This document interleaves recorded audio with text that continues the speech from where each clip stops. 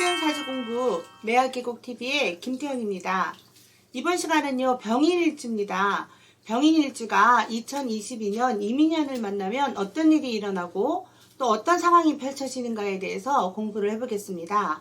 병인일주가요, 이민년을 만나면요, 병인일주의 병화와 이민년의 임수를 먼저 비교하는 겁니다. 천간과 천간을 먼저 비교하고요. 그 다음에 천간과 들어오는 해의 일지를 비교하고요. 그리고 일지와 일지를 그대로 비교하는 겁니다. 이민년의 임수하고요.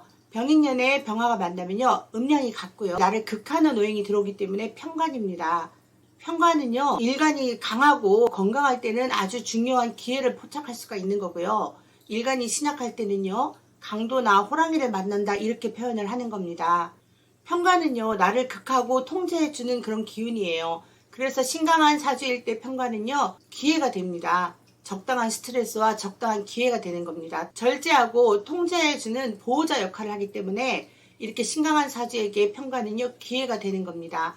그렇지만 반대로 신약한 사주에게 편관은요, 힘든 시간이 될 수가 있어요. 신약한 사주에게 편관은요, 호시탐탐 노리고 공격하려고 준비하고 있는 그런 나쁜 기운, 어려운 기운, 힘든 기운을 나타내기 때문에 편관은요, 일간이 신약하냐 신강하냐에 따라서 많은 차이가 있습니다. 물상으로 병화가 임수를 보면요, 찬란한 태양이 넓은 바다를 만난 거예요. 아주 멋진 풍경을 나타내고 있습니다. 비록 극하는 관계지만 나쁘게 해석하지는 않습니다. 태양이 넓은 바다를 비추기 때문에 추진력이 있고요, 대범함을 가질 수 있다 이렇게 해석을 하는 겁니다. 이렇게 병화와 임수는요, 서로 극하는 관계지만 서로 자극제가 되고요, 발전할 수 있는 그런 기회가 되고 그런 에너지가 되는 거예요. 그래서 일간이 신강할 때는 아까 제가 말씀드렸지만 기회가 되는 겁니다. 병화가 임수를 만나면요, 원국에 정화가 있건 없건, 겁재라고 하는 게 정화잖아요. 병화에게 있어서 겁재를 통제해주고 정의맘으로 묶어주는 역할을 임수가 하는 겁니다. 나의 경쟁자, 라이벌 그런 거를 막아주는 역할을 하기 때문에 좋은 역할을 하는 겁니다. 임수는요. 또한 이렇게 병화에게 있어서 임수는요, 나를 직접적으로 극하기 전에 이렇게 수생목하는 목의 기운, 인수가 있다면요, 인수를 먼저 생하기 때문에 체면과 나를 도와줄 후원자, 그런 조력자를 생해주는 역할을 해요. 나를 극하는 기운보다는 인수를 먼저 생하는 기운이 있기 때문에 인수가 있냐 없냐도 중요합니다.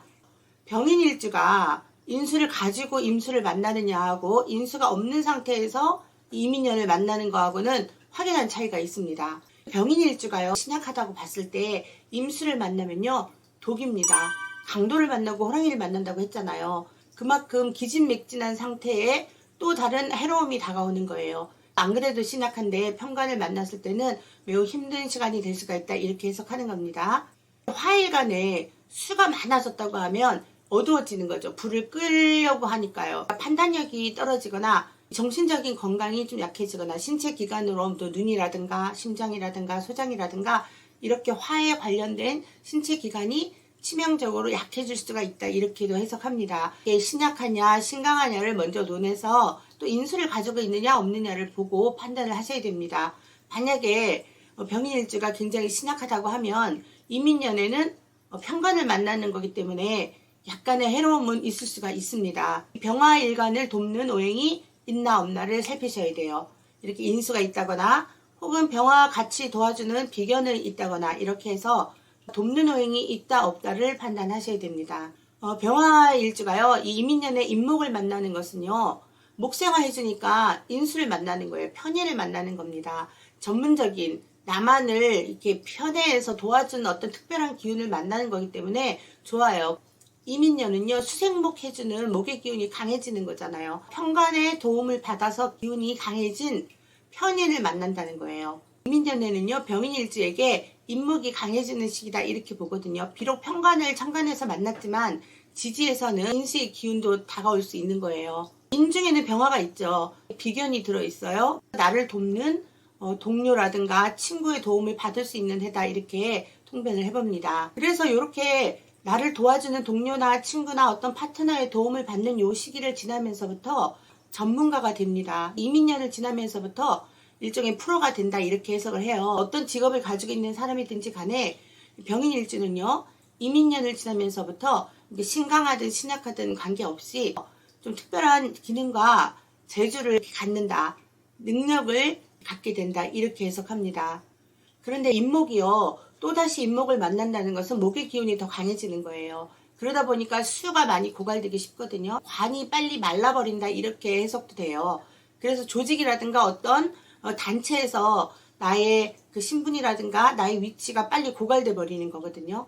이 시기가 지나면서부터 실체가 드러나는 거예요. 전문성은 점점 커진다. 이렇게 해석이 됩니다. 조직에서 나의 실력이라든가 많이 드러난다. 실체가 드러난다. 이렇게도 해석이 가능하거든요. 이민년을 지나면서부터 누군가의 도움을 크게 받는 것을 이제는 꺼리게 됩니다. 그리고 스스로 전문성을 다져가는 시기다. 이렇게 통변을 하겠습니다. 병인일주는요, 이 인수의 기운을 도와주는 금의 시간대를 많이 활용해야 돼요. 어떤 중요한 결정을 하거나 시험을 보거나 할 때 7월, 8월, 9월 신유술의 기운이 있는 달에 무슨 시험을 친다거나 결정을 보는 게 좋고요. 하루로 봤을 때는요, 저녁 시간대, 신유술의 시간대에 중요한 결정을 하거나 중요한 사람을 만나거나 미팅을 할 때 좀 더 효과적이고 효율적이다. 이렇게 해석을 합니다. 임목이 움직이는 시기는요, 12신살 중에 지살이 움직이는 그런 에너지를 갖는 시기예요.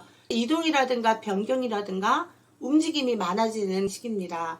그렇지만 역마살하고 다르게 지살은요, 타의가 아닌 자의적인 움직임이기 때문에 얼마든지 움직인다, 움직이지 않는다를 조율할 수가 있습니다. 병인일주가요, 이 재를 보는 것은 금을 보는 것이거든요. 경금이나 신금이라는 이 재가 이민년의 임목을 보는 것은 절제나 태지에 들어가는 거예요. 그래서 재물의 움직임이나 이런 것이 많이 가질 수 있는 기운은 아닙니다. 이민년에 활동력은 늘어나지만 실질적으로 손에 쥐는 소득이 좀 약할 수가 있다. 이렇게 해석이 되고요. 다만 목생화 해주니까 나에게 지원이 되고 후원이 되고 문서가 되는 이 인수의 기운이 굉장히 큽니다. 목의 기운이 걸록과 왕지의 기운입니다. 그래서 문서운이라든가 어떤 시험운 이런 것이 좋아요. 일간만으로 해석하는 운세는요, 굉장히 단편적이고 단면적인 내용입니다. 사주 전체를 보고 판단해야 실수가 없는 거고요. 오늘 설명해 드린 이런 내용은요, 학우님들이 운세를 보는 것도 도움이 되겠지만 이 천간과 천간의 관계라든가 천간과 그리고 지지의 관계를 살피는 공부를 같이 하시면 되겠습니다. 병인일주가 2022년에 어떤 일이 생길 것인가에 대해서 간단하게 공부했습니다. 끝까지 잘 들어주셔서 감사하고요. 더 많은 내용과 공부는요, 블로그 통해서 해주시면 되겠습니다. 좋아요, 구독 꼭 눌러주시고요. 고맙습니다.